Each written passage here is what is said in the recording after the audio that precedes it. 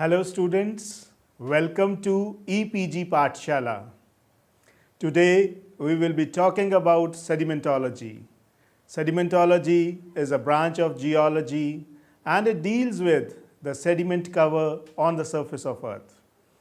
After listening to this lecture on this module, you will learn the concept and importance of size and shape of sediments, porosity and permeability, their significance, factors governing sedimentary rock mineralogical composition, process of soil formation, its significance, underground water, the contaminants, sediment interaction, and air quality, terrain characteristics, the hydroelectric projects, reservoir siltation issues, watershed management, biodiversity conservation. So, sedimentology is the study of rocks formed by erosion, transportation, deposition, compaction, and cementation of sediments derived from pre-existing rocks. Of the three major categories of rocks, namely the igneous rocks, the metamorphic rocks, and the sedimentary rocks, the last one, that is the sedimentary rocks, are interestingly superficially covering more than 75% of the Earth's surface. The sedimentary veneer on the Earth's surface, interestingly, is the most significant aspect which supports biotic components of our ecosystem. Although the major focus of a sedimentological study is the decipherment of provenance, environments of sedimentation, paleogeographic and paleotectonic setup of the terrain, yet the basic characteristics of the sediments, namely the mineralogy, texture and geometry, are the ones which are of significance for students of environment science. Here, I would like to take a minute to grab your attention on the aspect of provenance of sediments. So, what we mean by provenance here is that what are the source areas of sediments, and usually when we talk about source areas, we are talking about highland areas wherein the three different types of rocks are exposed to different denudational activities, and these travel by different modes and are deposited in the basin of deposition. All of you are well aware that all of us, all the human beings, are unique creatures on the planet Earth. First, we try to modify the natural environment to meet our objectives, and then intelligently we try to undertake remedial measures to undo what has been done. The environmental management, besides other aspects, covers aquatic ecosystems, air quality monitoring, surface and subsurface water resource evaluation and pollution monitoring studies, farmland geology, development of built-up structures including dams, tunnels, etc., seismological terrain evolution, etc. In all these investigations, sedimentological studies are of primal significance. When we talk about sediments, the size of sediments is a fundamental property. The packing characteristics of the sediments, the availability of surface area per unit mass of a sedimentary particle, and its physicochemical activity are of significance in understanding the behavioral aspects of a sedimentary unit. The understanding of the concept of sediment size has evolved through a process of discussion amongst sedimentary petrologists. Friends, size appears to be a very common term, but when we link the size with different dimensions, it has different meanings. For example, the size of sediments has been linked with the measurement of actual dimensions. You will appreciate that if you try to pick up a sand grain from a heap, how would you measure its actual dimensions? Then weight of that sediment, volume, surface area, and settling velocity. The Wentworth-Adams scale is the most widely used notation, and in this notation, the size of fragments which are more than 256 millimeters, these sizes are termed as boulders, And then as we move down between 64 to 256 millimeters size, we have cobbles from 4 to 64 millimeters, pebbles, and granules are the ones between 2 millimeters and 4 millimeters. Sand size ranges from 1 by 16 millimeters to 2 millimeters, and in this we have all the grades from coarse sand to medium to fine to very fine, and silt, which is from 1 by 16 millimeters to 1 by 256 millimeters, and as we go down below 1 by 256 millimeters, we have the clays. The individual pebbles have been classified into tabular, equant, bladed, and prolate shapes. Roundness of sediments is a term associated with the sharpness of the edges and corners of the detrital particles. Pettyjohn classified the sediments into angular, subangular, subrounded, rounded, and well-rounded categories. Roundness of sediments is an index of the distance of transport of the sediments from their source regions, as also the cyclicity of the detrital particles. Although the mineralogy of the fragments plays an important role in influencing its roundness, usually the sediments which have traveled greater distances from their source regions, as also the multicyclic sediments, are better rounded than their less traveled and single cycle counterparts. The manner in which the individual particles are in contact with each other in an assemblage is of significance in comprehending the porosity and permeability of the sedimentary assemblage. Students, you would agree with me that these two properties are quite important in understanding the bulk behavior of a sedimentary unit.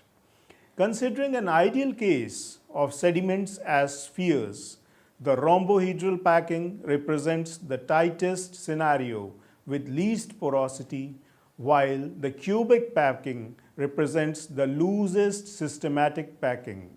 The porosity values are around 25% in rhombohedral packing, whilst these are a whopping 47% for cubic packing. This is very well explained in this diagram, wherein you see that in cubic packing, the space between the different particles is entirely different as compared to the rhombohedral packing.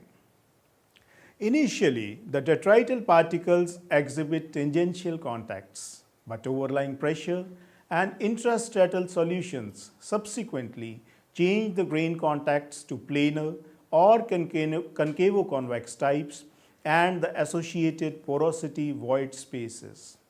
Porosity represents the percentage of pore space in the total volume of a rock.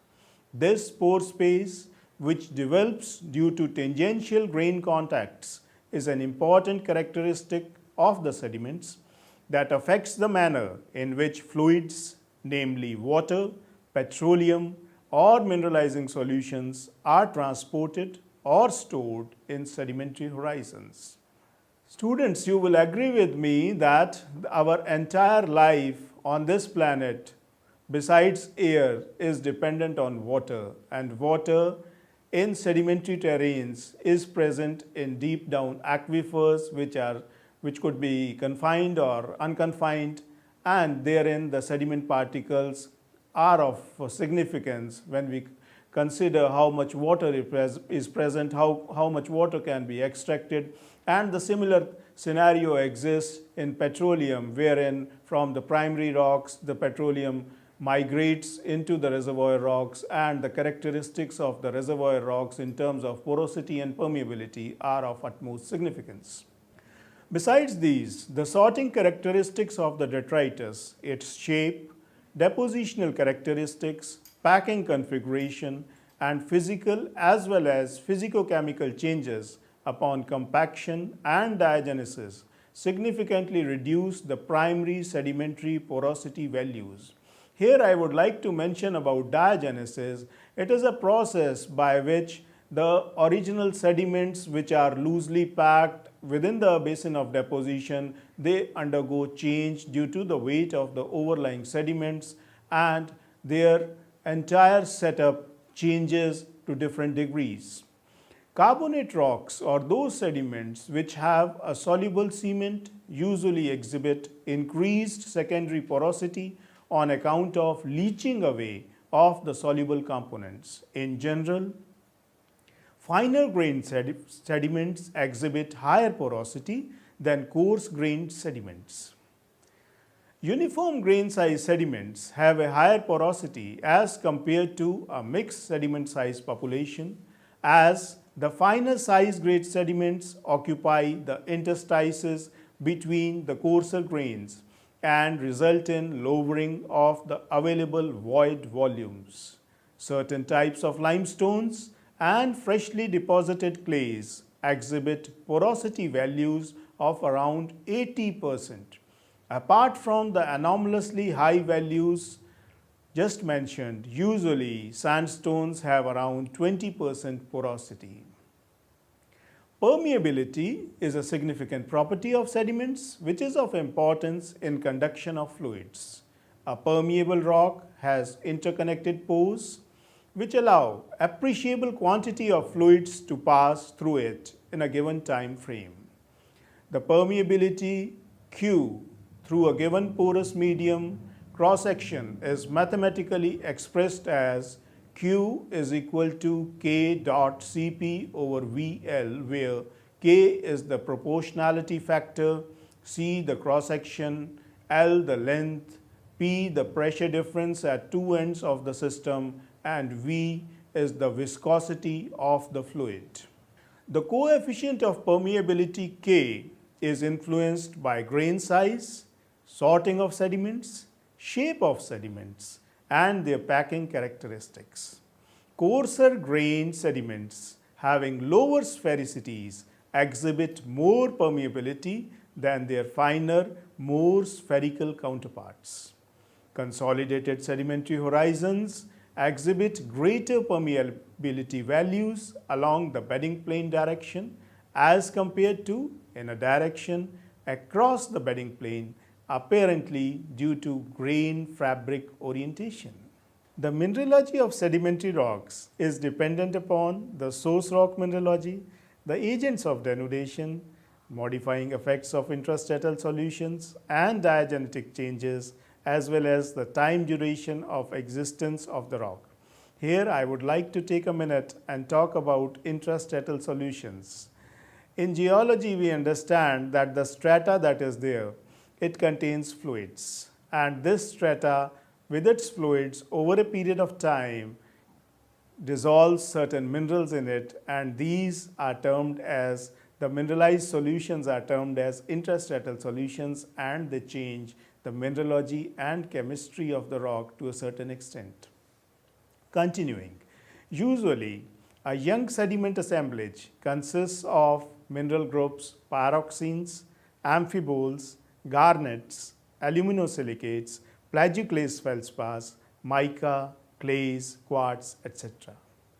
This assemblage, which contains unstable and stable minerals, gradually decays over a period of geological time, and gradually the ultra-stable assemblage comprising quartz and minuscule amount of feldspars and minor mineralogical constituents remains. The biotic environment is grossly nurtured by soil. Soil is the weathering product of rocks which has been conditioned by the physical, chemical, and biological processes for thousands of years. The role of plants and animals and their residues in the soil evolution process is significant. Soil profile represents the entire process of events from a buried bedrock at depth to the top layer of the soil, commonly referred to as the A horizon. Pedology is the branch of soil science dealing with soil formation and classification. If we look at the schematic diagram of soil profile, we would recognize the topmost horizon, which has been termed as the O or organic horizon. Below that, the A horizon, the B subsoil horizon, C the substratum, and R the bedrock. The model of soil development begins with physical disintegration of the parent rock. Gradually, many microscopic and megascopic living organisms inhabit this space, and the decomposition of these gives rise to humus. The denudational process acting on rock particles results in decomposition of minerals present in the rock fragments. Fine clay results, which either remains on surface or tends to move downwards, either to be lodged in the intermediate zone, the B horizon, between the upper zone and the lower C horizon, or it moves down below in the deeper parent material horizon. The process of washing out of the clay material is termed as eluviation, and the mechanism of moving in of the clay into deeper horizons is termed as eluviation. Both these mechanisms result in compositional and structural variability of the different soil horizons. In general, a delicate natural balance is maintained between the different soil horizons. Extreme events like anthropogenic activity to completely remove vegetation, or natural conditions like arid environment, continuous droughts and floods result in making the top layers vulnerable to erosion and complete wash-off. These circumstances result in the exposure of the bedrock on surface, and the entire process of soil formation starts afresh. In certain cases, new soil formation may take place over mature soil profile. The periodic development of new soil results in the development of a soil succession. The old soil horizon is termed as Paleosol. It supplies a host of information regarding the climate and vegetation that was supported by the old soil horizon. The mineralogy of the bedrock, which disintegrates in case of an in situ soil profile, and the mineralogy of the host rocks, which have yielded the sediments, control to a large extent the dominant physical and chemical characteristics of the soil. The peculiar characteristics of soil, like degree of compaction, porosity values, wet or dry nature, leached or nutrient-rich character, warm or cool feel, etc., are of significance in understanding and evaluating its potential for cultivating specific crops, as well as its utility in acting as a sink for varied environmentally toxic materials. Further, the depth of soil cover varies in different geomorphological settings and has a significant bearing upon soil fertility and the availability of underground water. In a hilly terrain, the hill slopes usually have a thin veneer compared to the valley, and this valley region with a thicker soil cover in general is more promising terrain for exploring underground water. Underground water exists in horizons termed as aquifers. These could be confined or unconfined in nature. The textural characteristics of the sand, gravel, or fractured rock, as also porosity, permeability, packing, etc., govern the water yielding capability of the dug wells in these water saturated horizons of sedimentary terrains. Further, the subterranean flow of water in aquifers is of significance in comprehending the contaminant transport through the three major dispersal processes, namely advection, diffusion, and dispersion. Advection is the transportation of fluid contaminant through bulk downstream flow. It is different from transport by molecular diffusion. Diffusion refers to net movement of molecules from a region of high concentration to a region of low concentration. In this process, bulk motion of material is not the major factor. Hydraulic gradient controls the dispersal through advection, while concentration gradient is the major factor affecting diffusion of contaminants through underground water. The pore size, length of the transect under observation, and the retarding effect on water velocity due to friction with soil particles creates differences in contaminant concentration on a micro scale. The mixing or dispersion could be in a longitudinal direction along the flow path or in a transverse direction, normal to the direction of major flow path. The mineral grains and organic particles in soil interact with contaminants. Sorption, which includes absorption, chemisorption, and absorption, characterizes the contaminant distribution between the solution and the solid phase. The major factors influencing the process include water solubility and polarity of the contaminants, the mineralogy, porosity, permeability, homogeneity, organic carbon content, surface charge, surface area of soil particles, pH, alkali content, and dissolved organic carbon content of the interacting soil media. These characters are of significance in landfills, impoundments, in situ barriers, and in major groundwater remedial geo-environmental projects. The air quality at a location in terms of suspended particulate matter is governed by the terrain characteristics besides being influenced by emitted pollutants and climatic factors. The fine-grained fluviatile sediments that comprise the Indo-Gangetic alluvial plains of northern India are responsible for the suspended atmospheric dust particles in the region. These compound the effect of climatic conditions and emitted pollutants on humans. Here I'd like to take a minute and comment on the conditions that we usually face in Delhi and other regions of smog and other things. Besides the atmospheric pollutants, burning of straw and other things, the major factor here also remains that Delhi is located in an environment wherein we have the Indo-Gangetic alluvial plain contributing their dust particles which compound the whole issue. Storage hydroelectric dam projects involve huge fiscal investment over a very small time horizon.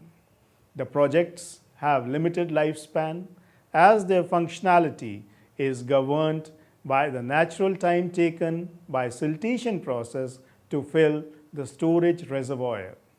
The sedimentology of the catchment area, especially the presence or absence of a weakly consolidated friable silt contributor horizon in the vicinity of a dam site, is a significant issue. Here I would like to take your attention that what we are doing in a dam is that we are stopping the water flow, creating a reservoir, and in that reservoir sediments accumulate with water.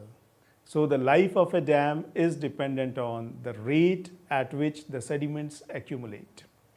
Usually, power generation in higher Himalayan dam projects is adversely affected during rainy season when silt inflow is high.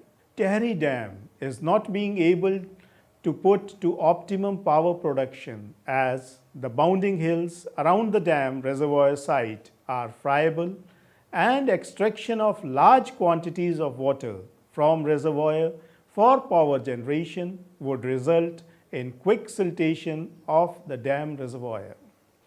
In hard rock terrain with scanty rainfall, the soil cover is rather thin. Watershed management at micro and milli levels is required for soil conservation and management of soil productivity and food grain cultivation. Construction of check dams, gullies, hill slope contouring, growing grass and trees on slopes are some of the methods being employed to maintain and enrich the soil and the biotic diversity in such regions. Here I would like to mention about vetiver grass, which is being increasingly used the world over for slope stability. The interaction between soil, water and air in the sedimentary terrain, which has been built by nature over a period of millions of years, sustains plant and animal life on earth. Thus, sedimentology plays a key role in supporting the ecosystem in which we live. Thus, in this module, we have learnt the concept of size, the porosity and permeability, and how do they affect us, because water and petroleum, the two major sources, are in sediments. Then we have learnt about the mineralogical composition of a sedimentary rock, what are the factors that govern, the processes of soil formation, and the underground water contaminant interaction, and a thing which affects all of us, the air quality, how does the terrain influence it, how do the hydroelectric projects work vis-a-vis the reservoir siltation, the watershed management and biodiversity aspects. All these aspects are of significance for a sedimentologist, and these are of significance for an environment science student who wants to learn more about the planet Earth on which we live. Thank you so very much.